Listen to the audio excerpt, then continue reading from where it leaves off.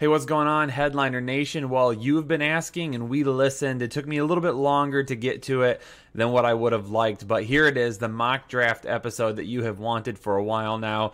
Again, we are a channel of the people. You ask, we listen, and we give the people what they want. Now, if you know the channel, you know that we like to get through these videos, make them pretty quick, get you that analysis, get you out of here and back to what you're doing. So I didn't want to sit down and actually do the mock draft while it was happening and record, so I did it prior, and now I have the draft boards here for you, and we'll walk through this together. I'll talk to you about my philosophy, what I was thinking as we were heading through this. I'll break it down for you. If you have questions, make sure you comment below. You hit us up with those comments below and we'll get back to you. Again, one of the most interactive fantasy channels here on YouTube. We will make sure that we respond to all of your questions and comments. Make sure you subscribe. If you're new to the channel, please hit that subscribe button. We'd really appreciate it. Not only subscribing, but liking this video as well. Let's get rolling into this mock draft. And the biggest question I've been getting is what players I would take if I was picking at the back end of the draft. So like a 9, 10, 11, 12 spot are the majority of the questions that I get. So this mock draft, I set myself up 12 teams. I picked out of the 10th spot. Your typical 5x5 settings, nothing crazy here. 3 outfielders, catcher, first, second, third, short, 5 starting pitchers, 3 relief pitchers, really basic settings, okay? Nothing crazy here. So if your drafts are a little bit different, I completely understand, but I just wanted to go with some real basic settings here to get through this. 21 rounds to go through, and let's start diving into this again. I was picking in the 10 spot, and the board looks a lot like what your normal draft board, especially in round 1, would look like right now. I end up going with Trey Turner in my spot. Excuse me. A little bit of a bubble in my throat. I go with Trey Turner in my spot. I really like him, and then Jose Altuve, and then Andrew Benintendi for my first 3 picks there, because I'm getting guys, all 3 of those guys can contribute to all 5 categories that we have in this league. So because of that, I really space out my hitters. I start with 3 really strong hitters that I know that are really going to be able to contribute all over the place and really allow me a solid foundation for my team moving forward. If you've watched the videos, if you've spoken with me, if we've interacted at all, you know that I have kind of a late round pitching philosophy, but I always try to get at least one stud, and that's why in round 4 I take my first pitcher. I go with Noah Syndergaard there in the 4th round. I feel like he can be my ace. And then my next pitcher as well, Steven Strasburg. So for those 2 guys there, you know, I'm hesitant with this pitching staff. I took pitchers that I'm hoping rebound and stay healthy, and you'll see that as we kind of go through this, what I'm talking about with my pitching staff. But my pitching staff has a whole lot of risk to it, but I'm also hoping that it has rewards with it as well. So you're already going to notice that my pitching isn't great. It is very risky, but I do that with a lot of my leagues, and then I work that waiver wire for my pitching.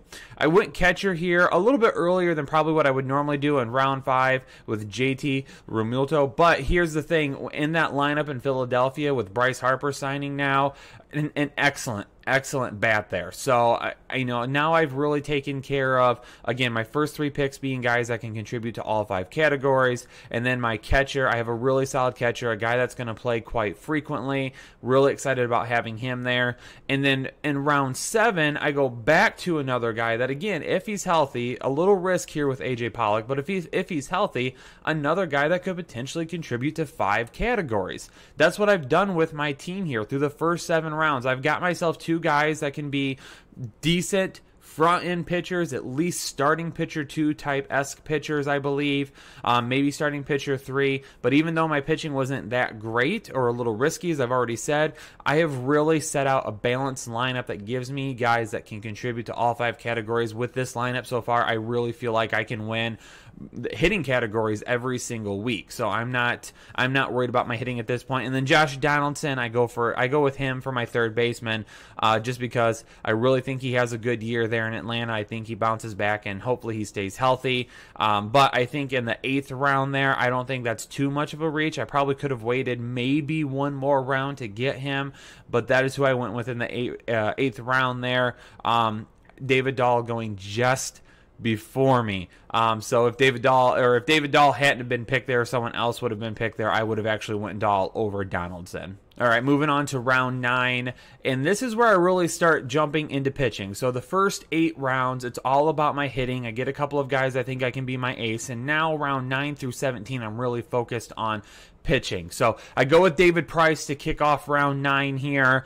You know, I thought about that pick for a while. I don't think it's an awful pick. I am concerned about it. But again, that's what we're talking about with my pitching. So now I have Syndergaard and I have Strasburg. I have David Price here. I have Robbie Ray and Yu Darvish in the 11th and 12th rounds. Robbie Ray is a guy, he was really good a couple of years ago. Had a down year last year. I'm hoping he bounces back.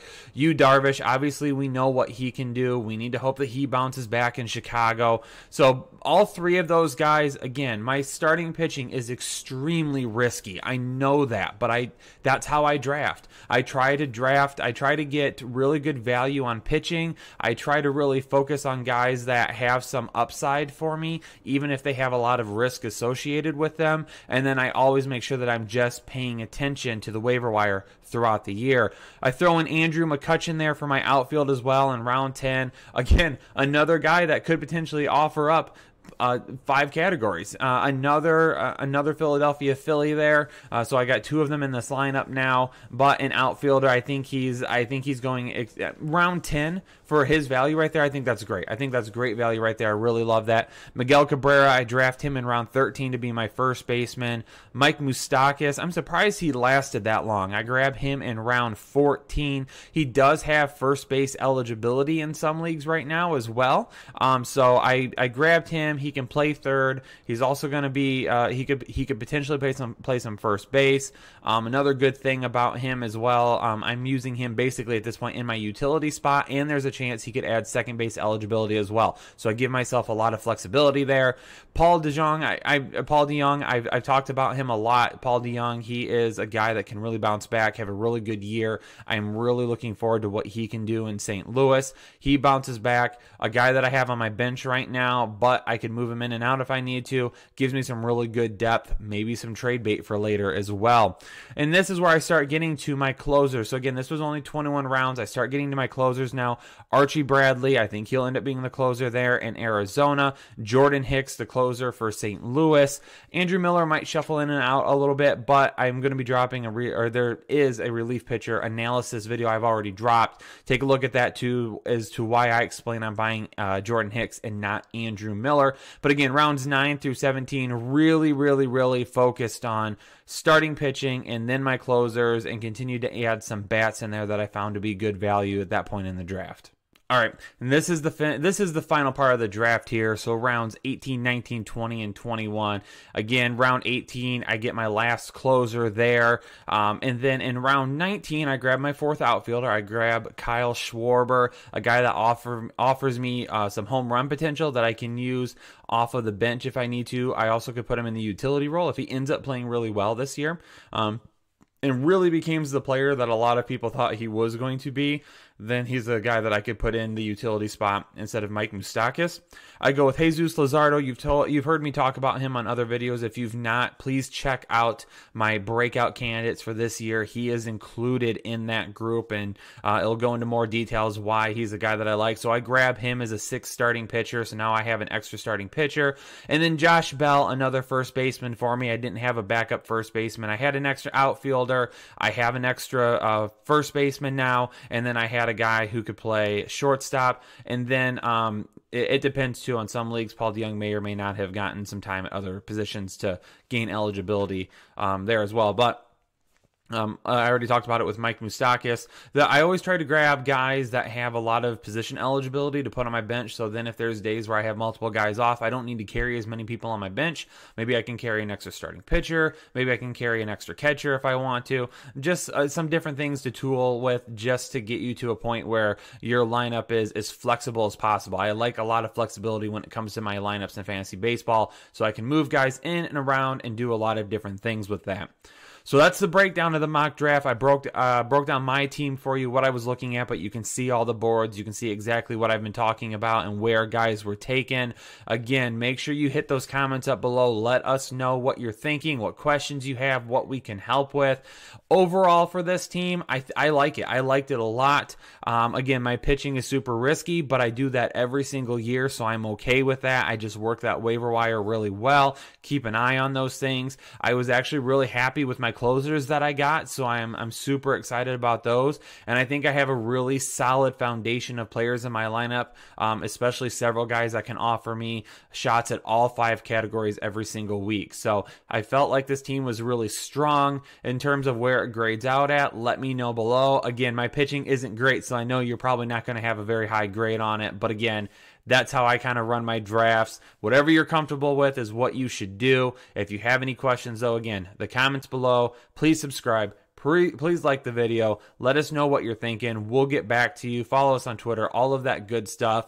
And we just passed 28,900 subscribers. We're closing in on 29,000, getting really close. So hit that subscribe button if you haven't done so yet. And it was as well, we're also giving away a signed Trey Turner baseball. So don't forget about that over on Twitter. Thanks so much for tuning into this episode, and I'll catch you on the next one. Have a good one.